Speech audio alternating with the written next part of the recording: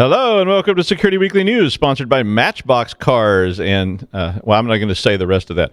It's episode 147. Welcome to the week of 29 August 2021. And we're the Security Weekly News. I want to say special thanks to the awesomeness of Aaron Leyland for filling in next week. China limits gaming. ISIS gets caught using AWS. Tensorflow, ChaosDB, CISA and multifactor, Sudo bugs, Baron Samedit, and Papa Legba. All this and Jason Wood on the Security Weekly News. This is Security Weekly, for security professionals, by security professionals. We interrupt our program to bring you this important message. It's the show that keeps you up to date on the latest security news twice a week. Your trusted source for accurate security information and expert analysis. It's time for Security Weekly News. With the skills gap increasing, it's more important than ever to train your staff effectively and efficiently. Offensive Security provides training for your organization designed by the same minds behind Kali Linux. Here are two recent offerings from OffSec. OffSec Academy gives you the chance to earn industry-leading OSCP certification with dedicated one-on-one mentoring. You can also try Proving Grounds Enterprise, created exclusively by Offensive Security's InfoSec experts for highly realistic simulated networks. Visit securityweekly.com/offsec to learn more. All right. So Sophos released information on ransomware they discovered by looking at the exploited proxy shell vulnerabilities back in July. They named the ransomware LockFile. And I guess the sort of interesting thing about the story was about the technique that LockFile uses. And one of the articles that is a link through to Sophos and the whole report has a lot of detail. If you're interested in such things, like how these things work, they have all the assembly code and how it was deconstructed and how it works and all the instructions and whatever. But they were talking about it's a new technique in ransomware, which involves something called intermittent encryption, which is more complicated than it sounds. Although actually it's exactly what that means, but that sounds like, wow, this must be something really elaborate and complicated. But basically what happens is, and it is pretty clever, it takes a file that it wants to encrypt, and then it skips forward 16 bytes, which actually makes sense to me, because that may be part of the header in that file. So every one of those files has got that hex header sitting on the front of it that identifies what kind of file it is. So it may not skip the whole header, but it's skipping part of it. Then it encrypts the next 16 bytes, and so that part's encrypted. Then it skips another block. Then it encrypts the next 16 bytes, and it keeps doing that all the way through the file. So not all the file itself is actually encrypted.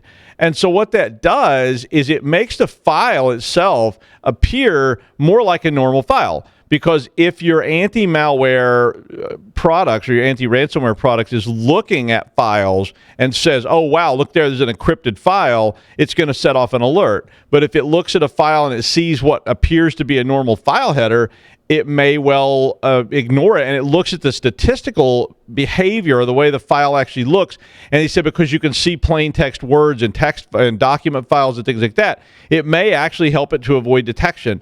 The malware is pretty interesting in and of itself. It has a long list of file types that it ignores, it was a very huge list of different files, and it ignores JPEG files, which I thought was pretty interesting kind of thing.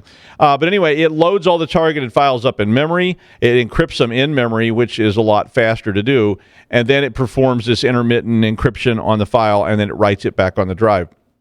The Sophos document does have a lot of information about this. The threat post article that is on the wiki has probably a more concise explanation of how it works. So depending on who's reading it or what you're interested in, one of those probably should suffice. HP Enterprise was warning of a high severity vulnerability in Sudo, everybody's favorite thing. We all love Sudo because you have to type it so many times. But it is that Sudo. But basically, HPE was warning of this for their Aruba airwave management platform. So the vulnerability that is in Sudo can allow unprivileged and unauthenticated local users to obtain root on the host. So this is, obviously pretty severe.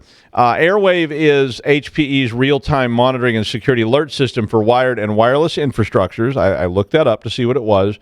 And Qualys was the one who found the vulnerability, and they said it was probably the most significant Sudo vulnerability in recent memory. That's what they said. And they said it had been there for almost 10 years. So this is a pretty old vulnerability that nobody had noticed. And the vulnerability then, Qualys, I guess, made up this name, called it Baron Samedit. And at first I thought it said Samedit, and I was like, what is that? And then I realized what it was. It's Baron Samedit. I don't know how you say it, but that is a voodoo reference.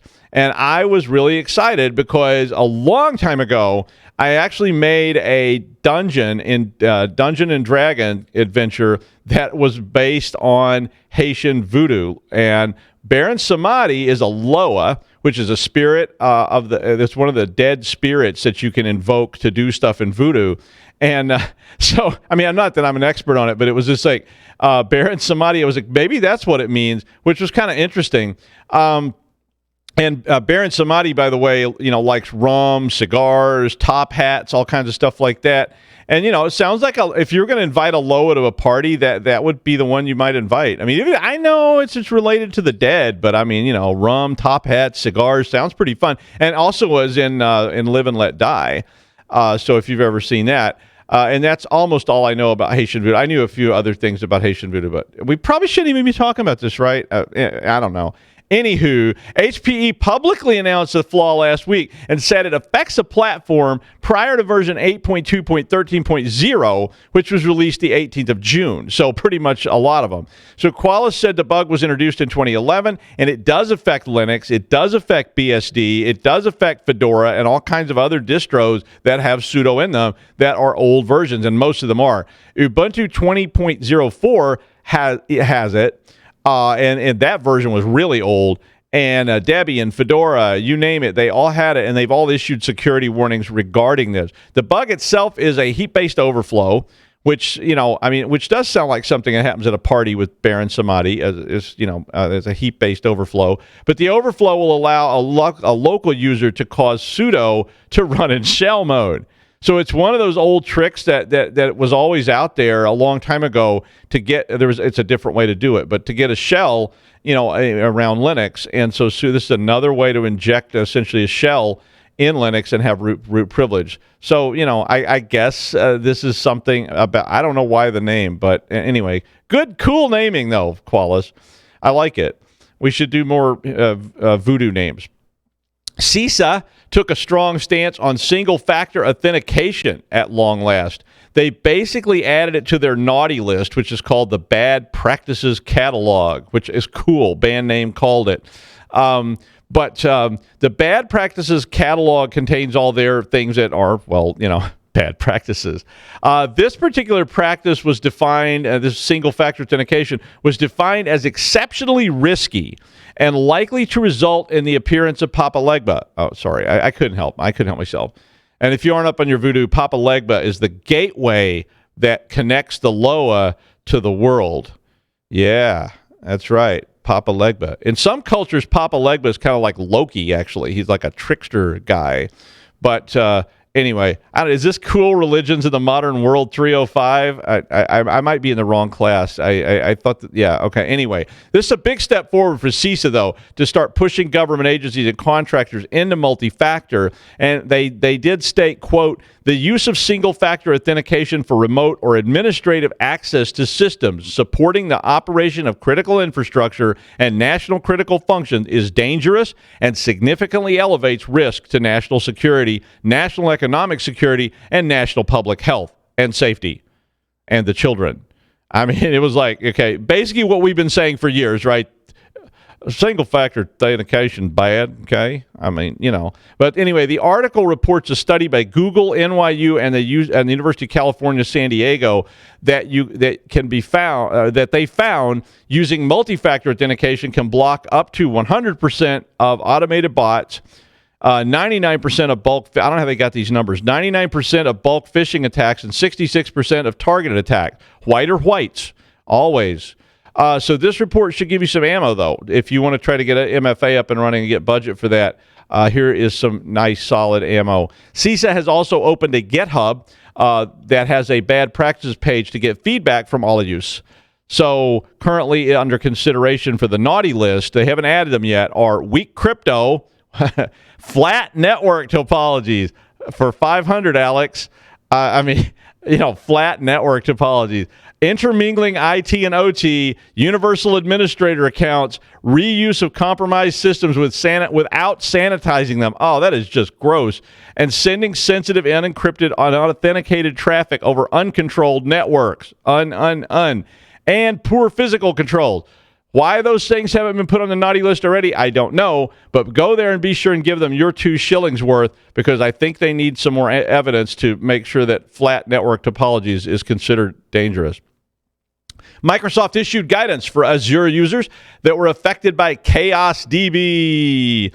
ChaosDB is a vulnerability in Azure which can allow attackers to gain full admin rights to all of the data. And that's read-write, not just read. That's read-write.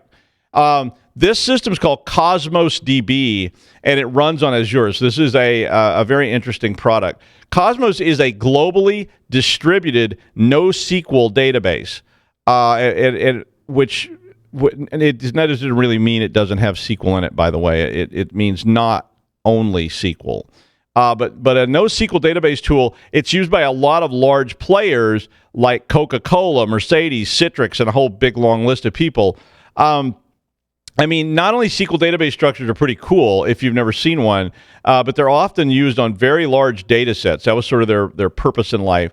And what they do is they allow a lot more flexibility than traditional relational databases, which are based on tables. These things are sometimes called non-relational databases because they don't really work the way those old relational databases do. They can work like that, but they don't always. And basically what happens is they allow you to organize data in different ways. And they may have they have a JSON document that defines all these objects. And so the objects are translated into JSON documents. And it is a way to put massive objects into a large collection using these various approaches. Anyway, the bug was found by Wiz research team in the Jupyter, spelled with a Y for some reason, the Jupyter network feature. I'm sure it's supposed to be Jupyter, but and I did not mistype it. But it is a default feature that is loaded in the Cosmos system. So if you're using Cosmos DB, this was part of it. The bug allows you to get hold of the primary read-write keys, so you can extract them from there, and that basically means you own the database, so you can then just get back in. Microsoft sent alerts out to about 30% of their customers. Don't know why they didn't send it to all of them, but okay. And on 26th August, and they said they had disabled the Jupyter network feature on this server. Now, they did turn around and say that no customer data had been accessed because of this vulnerability. Microsoft advised to regenerate your Cosmos DB keys and has other security recommendations in the article. Some of them were kind of just, like generic stuff, but it's probably, if you're using that product, it's probably well worth your time. Tensorflow is a very popular open source Python machine learning library. So if you've ever gotten involved in any kind of ML stuff, you've probably heard about Tensorflow or considered using it. It is very popular. I've played with it. The dev team for Tensorflow has revoked support for YAML. And this was due to an arbitrary code execution vulnerability in the YAML code. There was an advisory on GitHub that was then confirmed by TensorFlow Keras, which said that a wrapper library for TensorFlow used the unsafe function, and I'll talk about that in a minute. And what that does is it could deserialize YAML encoded machine learning models. So this is that unsafe load is a way that you deconstruct or deserialize YAML. And if you don't know how all that stuff works, what happens is when you want to take objects and you want to send them to another tool, or you want to send them over a wire, they use YAML to encode them or serialize them. And that serialization puts them in a format that can be easily submitted, and then you deserialize them on the other end. It's kind of like an old modem or something doing that. It's not the same thing, but it's kind of like that. There's a proof of concept on the GitHub site if you want to see how that works. But basically the attack then it allows you to inject code into this serialized YAML input, and you can inject pretty much anything into it because the way they did the functions, it's considered not sanitized, and that is a huge problem. So basically, the serialization process is flawed, and they don't sanitize the data properly, and subsequently, well, you could just inject all sorts of things into the stream. Google has patched more than 100 bugs in TensorFlow just this year, and does have documents with comprehensive security guidelines for this problem. But in this case, basically, it boils down to don't use the unsafe_load function, which I would always hesitate to use anyway. It's kind of like unsafe load. So yeah, but you actually have to install something to use the safe load function. So it's kind of like the telnet SSH sort of thing. You keep wondering why people keep using telnet, but then they go, oh, I'd have to install SSHD. Like, oh no, how difficult is that?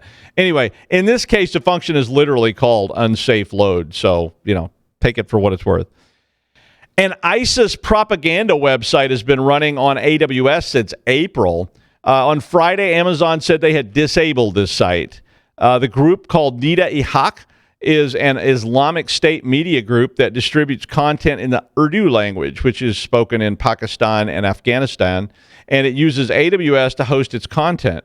Amazon Web Services does have a policy against working with terrorists. So they do have acceptable use policies like, if you... Now, I don't know how they determine what a terrorist is and what a terrorist organization is. So I don't know if it's like, they have a little box and it's like, terrorist? No terrorist. And if you click no terrorist, they let you through, because I don't really know how they make those determinations. But that's not for me to decide.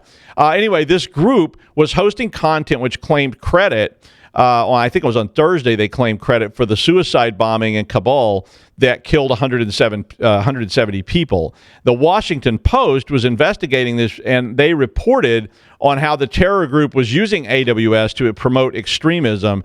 AWS then immediately said, oh, yeah, I guess they kind of are. And they said it's violation of their acceptable use policy and shut the site down. Source code for the app being used drew words and images from another site that was being run by the Islamic State propaganda arm, which also ISIS.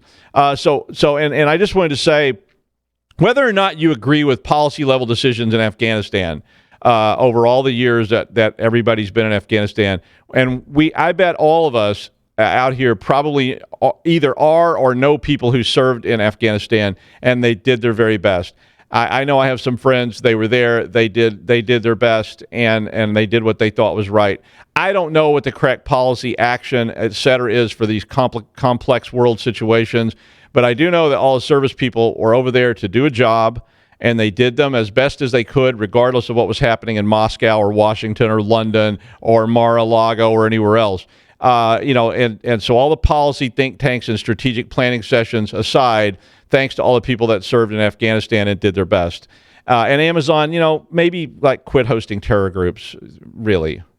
When we return, Jason Wood joins us with commentary, so stick around. Every 11 seconds, there's a new ransomware attack.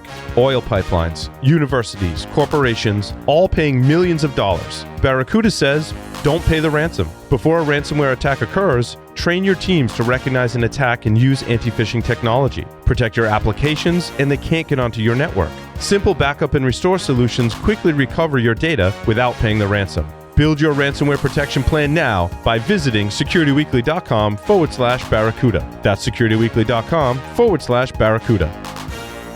He's considered one of the foremost analysts, collectors, archivist, and historian of ASCII2 pornography. His paper, The Erotic Use of Backslash and Forslash Keys, is just considered required reading in most technology programs, even to this day. It's none other than Mr. Jason Wood. Hey, Doug, welcome back. Thanks. Good to see you again. Yeah. This week seemed like, Doug and I were talking about it, seemed like it was kind of a quiet news week in some ways. It's not like there wasn't a lot of things that were happening, but for my part, where I talk a little bit more about specific stories, there just wasn't much for me that got my attention that I wanted to talk about. While it sucks, Coinbase set out notifications to 125,000 users that their two-factor authentication settings had changed and that people panicked and sold all their crypto tokens because they thought their accounts got hacked. There's really not much else I could say about that other than say maybe, hey, Coinbase, don't do that again. That sucks for your customers. So, I even debated the story that I found about this guy named Dr.Doug White, who was seen doing nude skydiving in protest over a college football practice in protest of the use of artificial turf versus natural grass. But, while it's an unusual story, there's not much for me to say other than, hey, Doug, put that away. It wasn't nudity. It wasn't nudity. It was a crotchless Uncle Sam costume. So just get the story correct. Whatever. Did you have to scare those ducks that badly? Anyhow. However, I ran into this story, blog post by a gentleman named Harlan Carvey that really resonated with me. I liked what he shared. And this is a little bit more of a career, things he's observed over his career. And I just liked the post. The title of the post is Tips for DFIR Analysts. And you can find this on his blog, which is titled Windows Incident Response. Coincidentally, if you check our show notes, you can find the link there too. But in this post, Harlan points out there's some things that I thought were really useful for us. And some of this obviously is going to be specific to DFIR, but other portions of it I think are actually useful in a variety of other disciplines as well. Now he starts out right from the gate, kind of getting after how we look at detections and some of the narrow view we have on this. We have this urge in security. We want to find something that's perfect, that's really going to work, that's going to be this amazing detection or mechanism of doing something or other. And, as a result, we stagnate as we hunt for this perfect thing rather than deploy something that works and is maybe not as sexy. So he gives an example here. He says, hey, how about instead of looking for the perfect detection, write detections that you're just going to kind of put an adversary in a situation where they have to trip over it.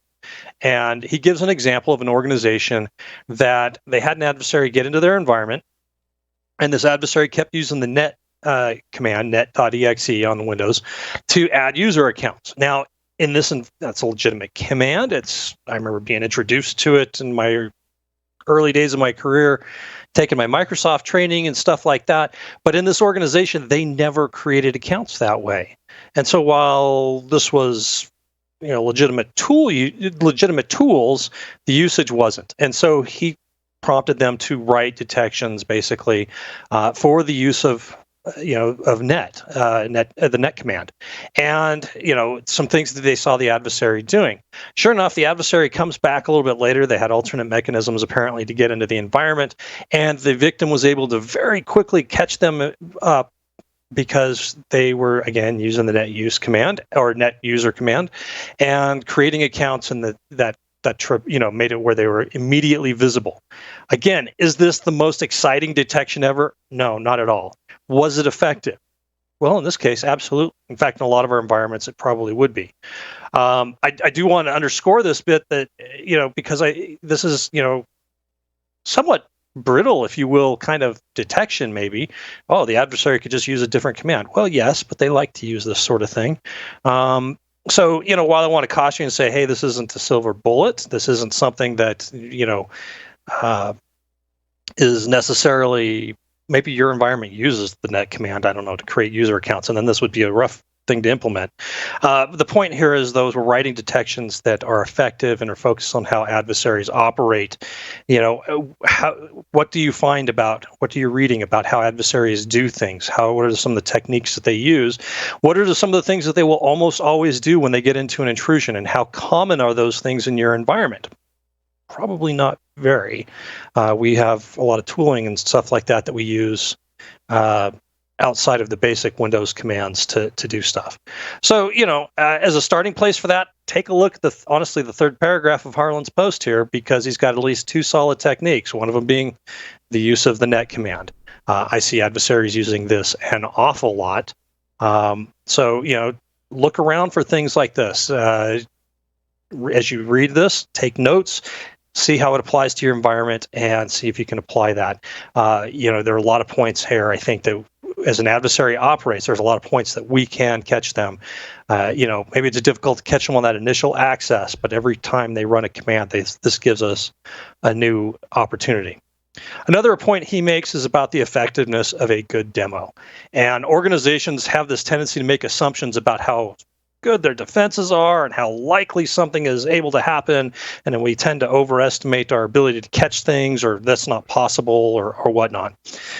Harvey gives an example here of collecting password hashes using LoftCrack in an environment. And as he was about to do this, he's setting up, he's explaining what he's doing. The company is explaining, no, this will never work. We've got our password hashes locked down all over the place. He hits the enter key and immediately password hashes show up on the screen. Well, that didn't work out too well as far as their assumptions about their environment. And this organization started making some changes. It communicated the message of, hey, what you thought isn't really the case. I was mentoring SANS's incident handling class one time, a number of years back. During one of my demonstrations, as part of, kind of we'd get together once a week and talk through things. I showed how to exploit a Windows host using MSO 8067, which, to give you an idea how long ago this was, that was actually a relevant technique at the time and was fairly common to find. It was kind of new, actually, at that point. So it was a while ago. But one of the students perked up at this a little bit. Apparently, this was something going on in his environment. He created a demo on a VM for his environment, showed it to the right people. He'd been trying to get traction to patch and update systems and kept being told no for who knows what reasons. And his demo was kind of the key to getting the support needed to deploy this patch throughout the environment. The demo communicated, the risk, the issues there, and how easy it is. So, this is something this is a super powerful way to get around getting support for things. Pen testers, right? You come in with a pen test report. Here's what they did. All of a sudden, you start getting more support, hopefully. Anyhow, keep in mind, though, as you're doing your demos, who your audience is. Your director of security, they're much more likely to follow all the technical details of this and understand the impact to the business and make their own observations about this.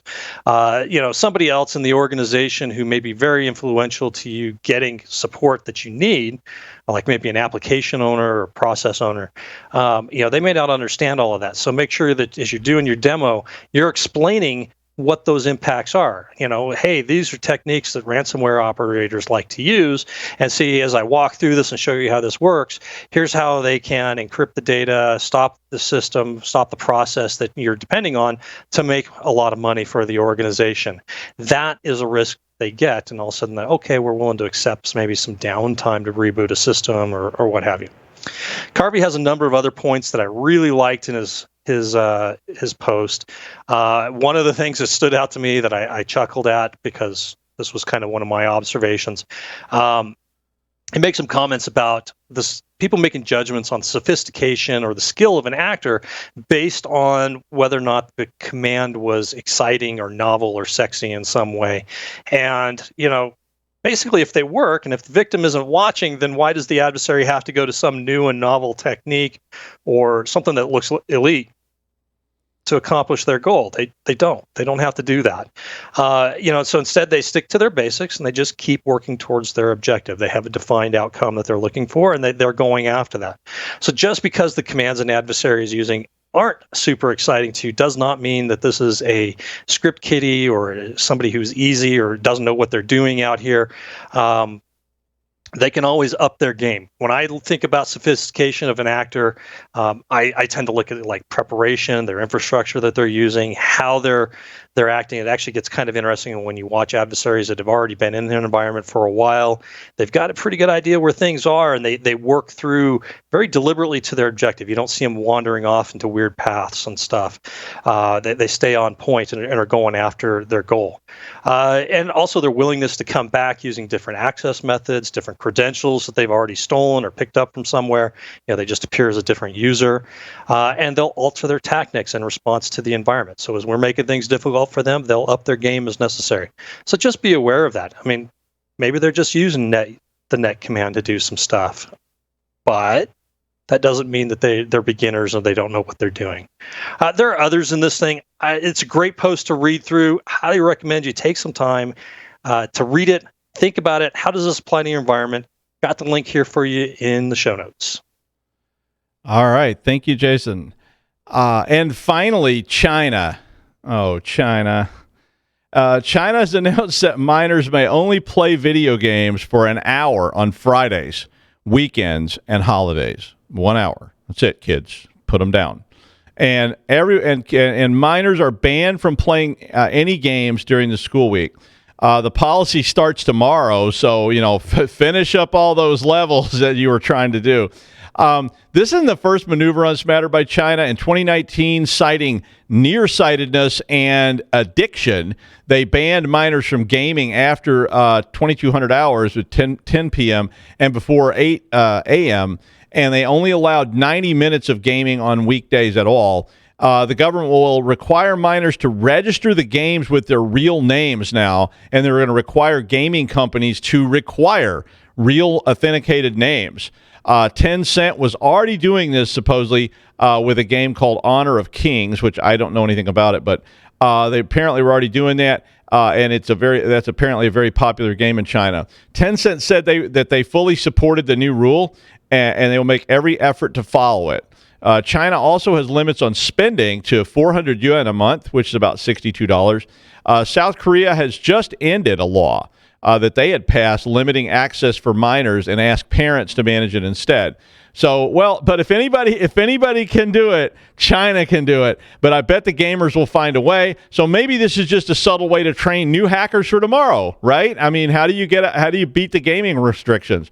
Anyway, thanks, Jason. Thanks for joining us today on Security Weekly News. I'll see you on Friday with a Security Weekly News wrap-up show. Get your shots, you filthy animals.